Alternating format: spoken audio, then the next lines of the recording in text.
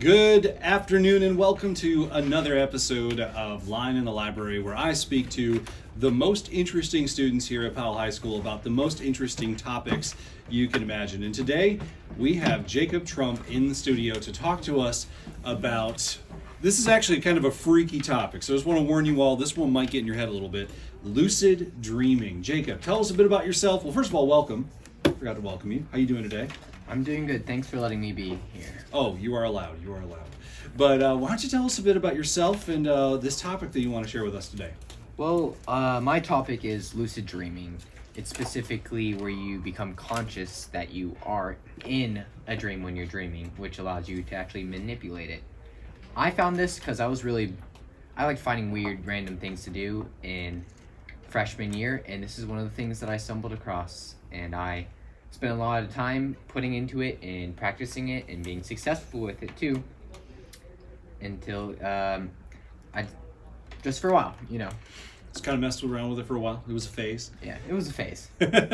Okay, so lucid dreaming, if I heard you correctly, you know you're dreaming and you can actually sometimes manipulate what happens in the dream.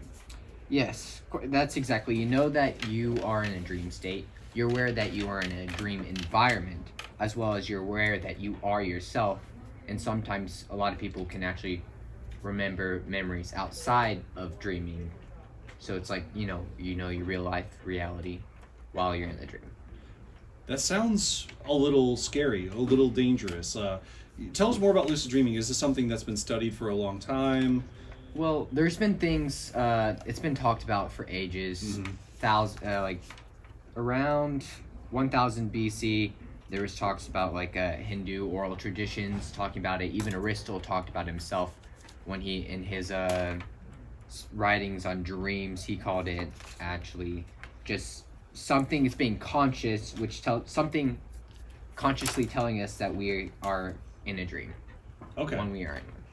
That was Aristotle? Aristotle. Okay. So how do you lucidly dream, first of all? Because I think everyone listening has probably ended up in a dream that they were enjoying and wanted to keep it going, or they had a dream that they were not enjoying and wanted it to end. How does one start to control their dreams? Well, the one factor that leads to being able to is to realize you are in a dream. Okay. It's being able to figure out that you aren't in reality but in a dream. And there's around 3 usually used ways to figure out that. There's reality checks, which is where you check your hands. You make it a constant, consistent, just normal habits of maybe looking at your hands, and even let's say trying to put your hand against the wall, and if your hand goes through the wall, you are in a dream most likely. So it's just doing random things like that. Okay.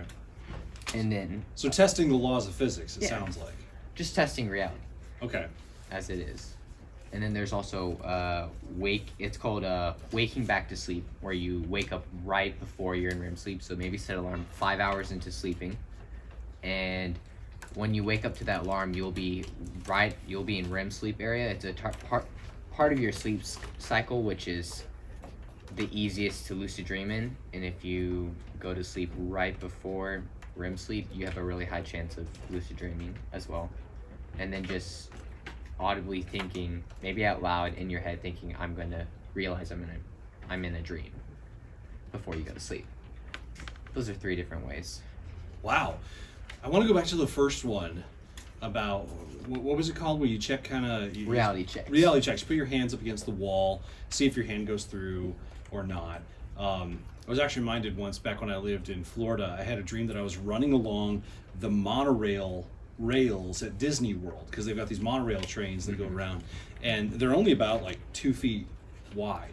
And I was running on one, and I lost my balance and started to fall off. But in the dream, somehow I was like, oh no, if I fall, I'll die. I have to fly. And I literally started just gliding over the land. It was pretty creepy. And so that of course told me I was in a dream. This isn't real.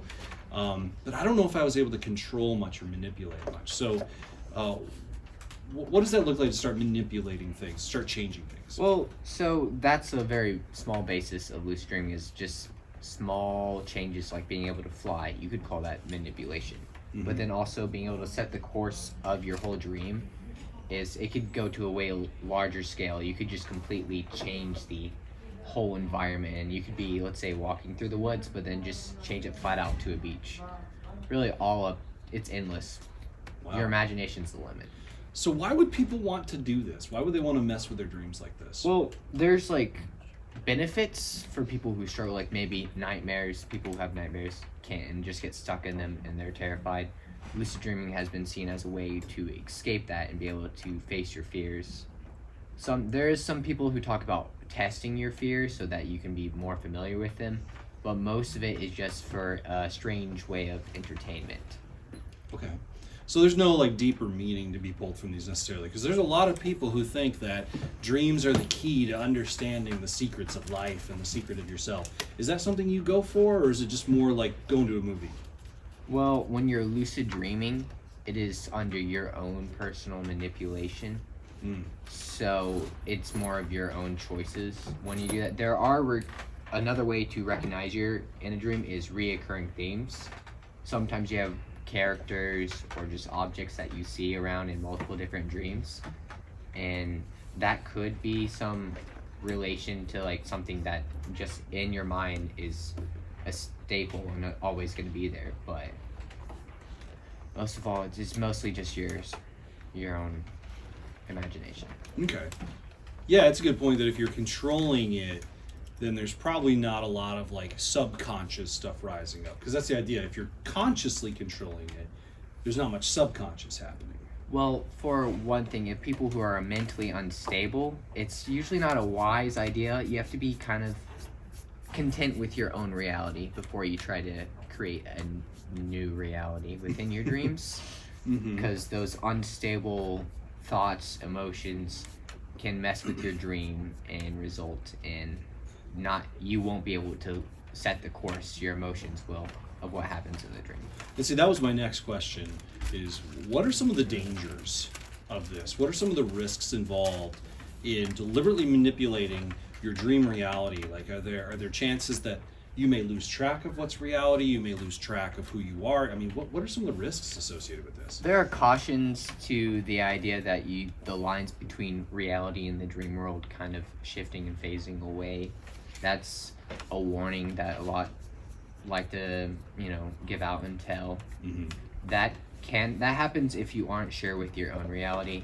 If you're trying to escape reality, like when you're not okay with reality, also known as not like mentally all right with what's happening in the real world, that can tend to happen, as well as there are other consequences like false awakenings. It's kind of like a loop where you end up you wake up in a dream, but you try to go back to sleep. You go to sleep in the dream and then wake up and think you're in reality, but you're actually in a dream, and sometimes you don't realize, sometimes you do, and you just are in an endless cycle of waking up. Again, that sounds terrifying. And it's not fun. So, and we can't avoid referencing the film Inception. And so, just to recap for listeners, Inception is a 2010 film, so it's about a decade old, where the characters actually like go in and steal ideas from other people's brains through dreams, because they share their dreams through like an IV drip. But part of the plot of the movie is to change this guy's identity, to change his whole perception of himself by going 3 dream layers deep and planting an idea there. And they're like, we could completely mess up who this guy is. And so do you feel like you're, doing that kind of stuff of like trying to change who you are, or just like I had mentioned before, kind of going like a 3D movie type thing? Well, sometimes you can relate to very personal things, and like as some people work with their own fears when they're in a dream. There also are layer dreams. That is a thing. I have done that before. It's where when you purposely go to sleep in a dream to get to a lower level of like dreaming, which is usually not necessarily in Inception, I believe, isn't it like slower when they go to a dream, but it's a deeper subconscious level, so everything's stronger, but also it's harder to wake up. What was that like for you? You get everything's more clear, and just like comparatively being outside in our original normal lucid dream, it's a lot more vivid when you go layers down. Okay, so what do you mean everything's more clear? Like Clear. emotions or Sometimes lucid dreams, it's not like strongly vivid. You know, like when you dream, you're thinking back on a dream. You can't remember every detail right? and everything. But the more you go down, the more vivid and the more you can remember in detail. So you remember that dream? Well, you see here, I was doing that, and then I got stuck in false awakening loops, and I kind of was more scared about false awakening rather than the really cool vivid dream I just had. Mm-hmm. So all I can remember is about not, having a really hard, long time trying to wake up. Trying to wake up. Yep. You couldn't consciously. I couldn't force myself to wake up. There are certain ways you can actually force yourself wake up, like horrendous, scary. I would scare myself awake with some type of monster or something, and then it would flash me back. It would take a while, a couple rounds of false awakenings for me to realize that. But yeah, that's why I don't remember. Yeah, you're describing my absolute worst nightmare here. Yeah. Literally. Have you ever died in a dream? I don't really die in dreams. Oh, well, I can remember a dream where like I wake up when I get like hit by a train or something, and like I just like jump up awake, but that's kind of not. That's just like a normal dream. I would. So you have an experience that would kill you, but you instantly wake up. Yeah. I think everyone's had that. Like I fell off a clock tower once or something in a dream, and I remember the ground rushing up to my face, and then bam, Waking I was up. awake. Yeah, and that's kind of how it works in the film Inception too. It's another way that you can wake up Okay. from a dream too. Wow. Well, so obviously listeners probably have already made up their mind if this is something they ever want to dabble in, and it is important to realize that you're kind of messing with your subconscious in a way, and that can be fun, but it can also be scary. If people out there want to try this, what's a way that they can get started, maybe even tonight? If they want to try to lucid dream tonight, what would they do? Well, you could try something. Reality checks, they take quite some time, to slowly build up and create habits of making sure that you're in reality.